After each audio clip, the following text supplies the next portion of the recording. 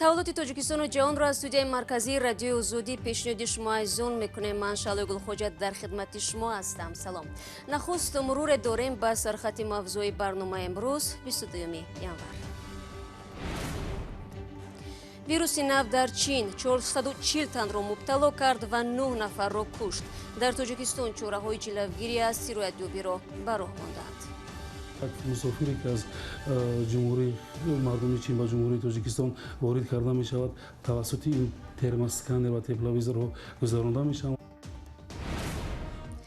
маркази обу ҳавосанҷӣ ва кумитаи ҳолатҳои фавқулода ҳушдор медиҳанд. барфи шадид меборад ва роҳҳо ях мебанданд.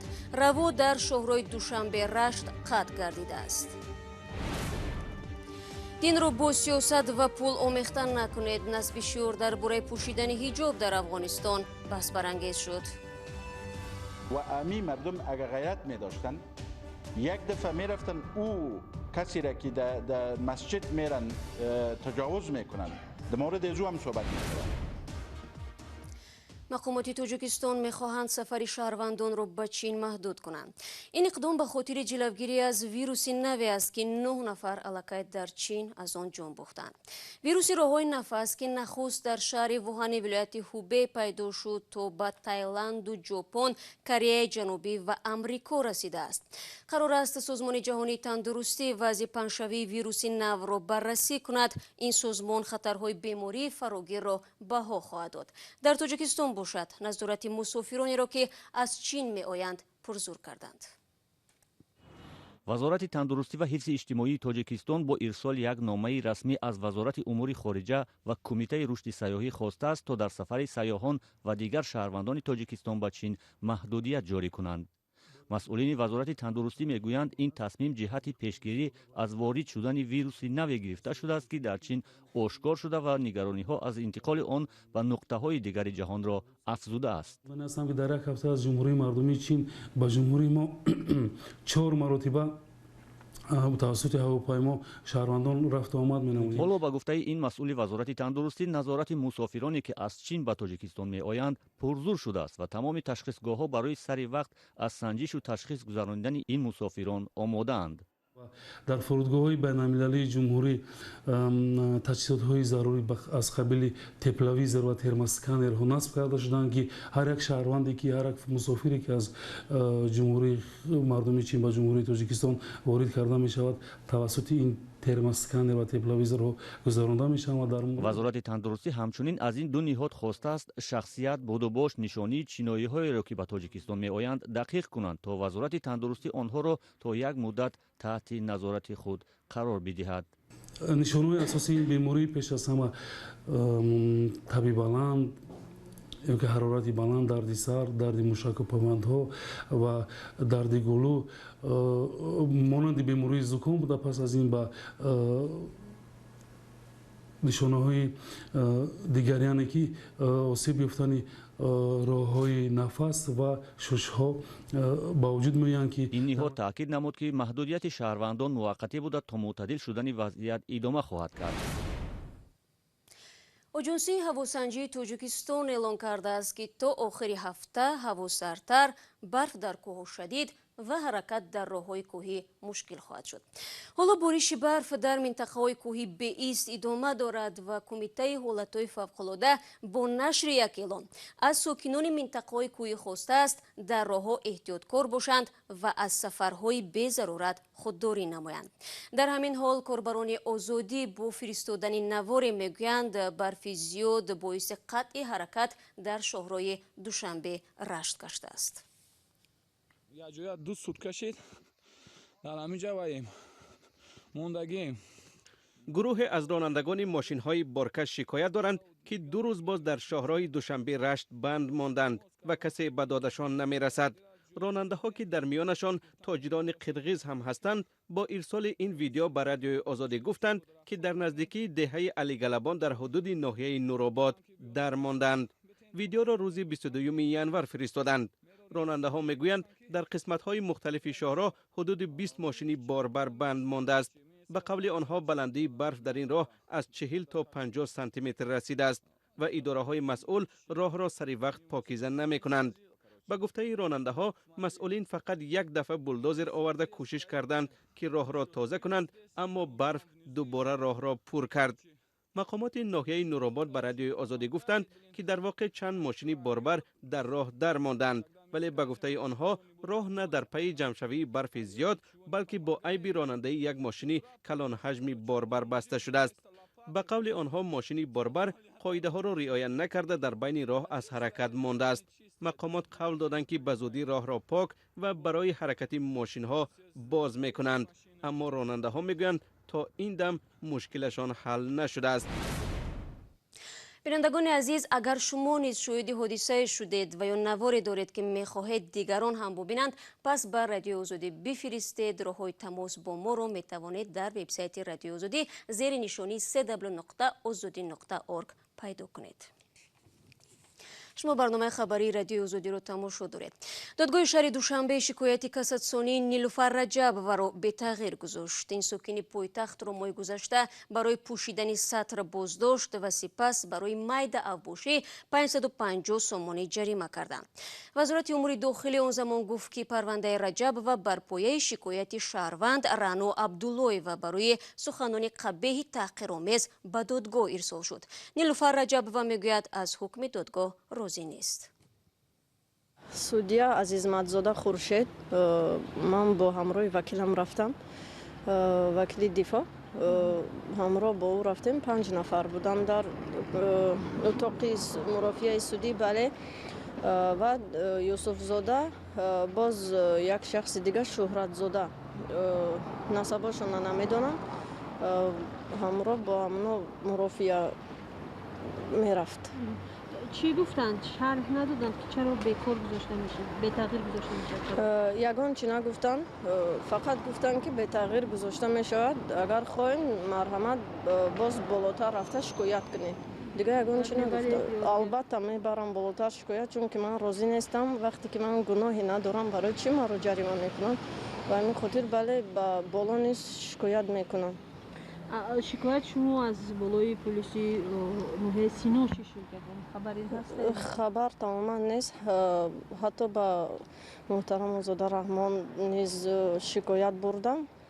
تا حال از همه خاموشی انتخاب کردن، از یگان کس جواب نیست. همچو یک مادر، همچو یک زن بگیم با آزاده رحمان مراجعت کردم که از روی چارچوبه قانون دیده تا که حقوق دیگر زنها و طفلان پایمال نشوند، اونا از روی قانون. نیلوفر رجب و قبلا از خشونت و آزار از سوی پلیس به دادستانی کل تاجیکستان هم شکایت برده بود. او گفت تا هنوز نسبت این شکایتش از سوی مقامات چراندیشی نشده است. در ضمن مقامات تاجیکستان همیشه وجود همه گونه عملیات و بازداشت برای پوشیدن سطر را رد میکنند. و اگر میخواهید درباره این موضوع بیشتر معلومات بگیرید، پس بازم رو بیارید به وبسایت رادیو آزادی و یا به کانال ما در یوتیوب با نام آزادی ویدیو. تقریبا 2 هفته پیش در برنامه خبری برای شما بینندگان عزیز کوچه های پر از پرتاب شهر کولوب را نمایش داده بودیم. ساکنان شکایت داشتند که افلاسی سبب افزودن بیماری های سرایتی شده است. بعد این کارمندان اداره کمونالی به برداشتن پرتاب‌ها آغاز کردند، ولی حالا طور معلوم می شود وضعیت چندان تغییر نیافته است.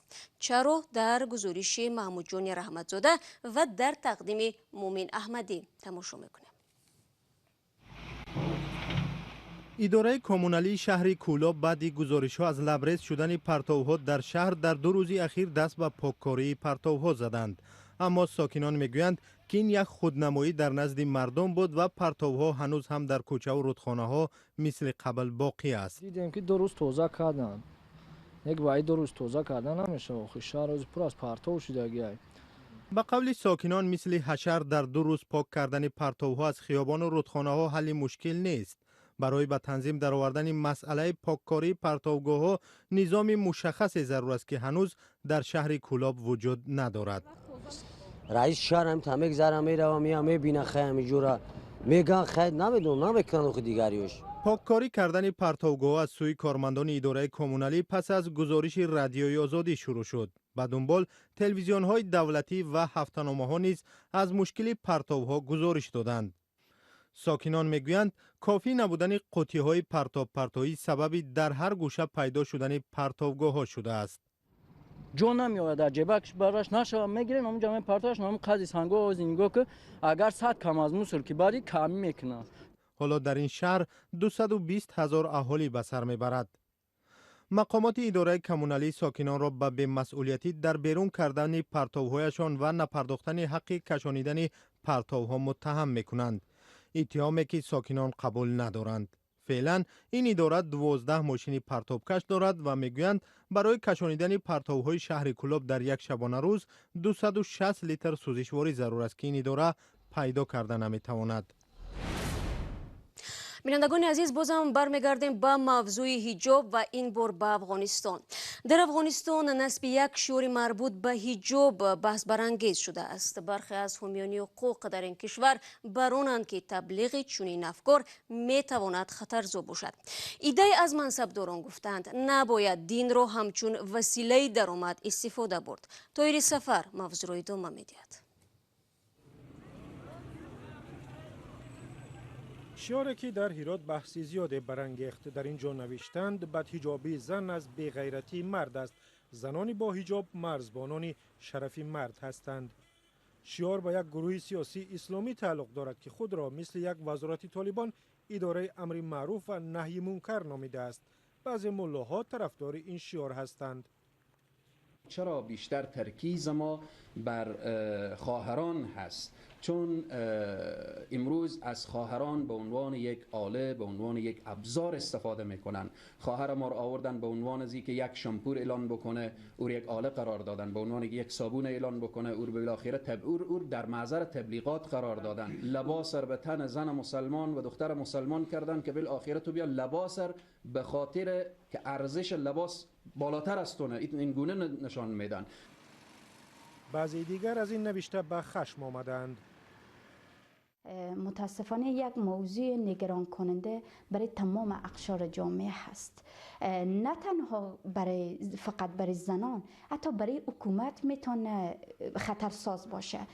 رئیس شهر هرات میگوید هدف مؤلفان شعار جمع کردن مرید و پول است. این مسئله غیرت مردان است. مردای افغانستان و امی مردم اگر غیرت می داشتن یک دفعه می رفتن او کسی را که در مسجد میرن تجاوز میکنن، در مورد ازو هم صحبت میکنن. ما خواهش ما از علمای کرام که همهشان محترم است ای است که دین وسیله درآمد و سیاست نکنه. فعالان دیگر مدنی هم شعار را تنقید کردند و آن را به عهد تاریک رژیم طالبان شباهت دادند که سال 2001 سقوط کرد. کسانی که می آیند این صحبت ها میکنند دارن برای طالب ها و یک رژیم طالبانی چراغ سبز نشان میدن. دیگر فعالان جامعه مدنی امیدوارند این شعار بیانگر موقع اکثریت در افغانستان نیست.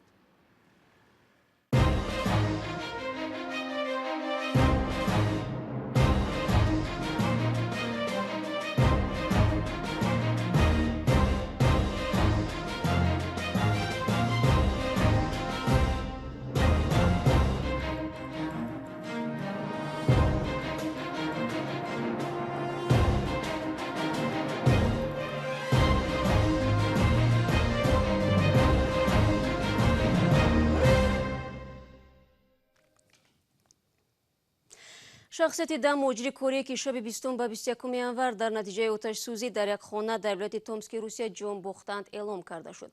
با آگاهی مقامات ایالت‌های فوق‌العاده روسیه این مجرم کوری از نوعه قزل تپه ولایت نوایی ازبکستان بوده، در میان آنها برادران نیز هستند. کمیته تفتیشاتی روسیه گفت کارفرما که شهروند چین است هدف پایگرد قانونی قرار داده شده است. مقامات ایالت‌های فوق‌العاده ازبکستان میگویند مجرم هلاک شده در بینای یک آشیانه زندگی می‌کرد. و بینندگان عزیز رسیدیم به فرجام برنامه. فراموش نکنید که فردا صبح با وقت من همه شما را منتظرم تا برنامه بعدی. خدا نگهدارد.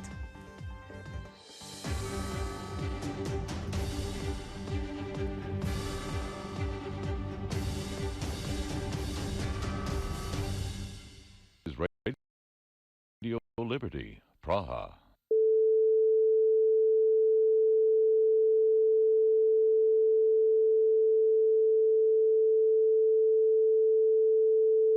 This is Radio Free Europe, Radio Liberty, Praha.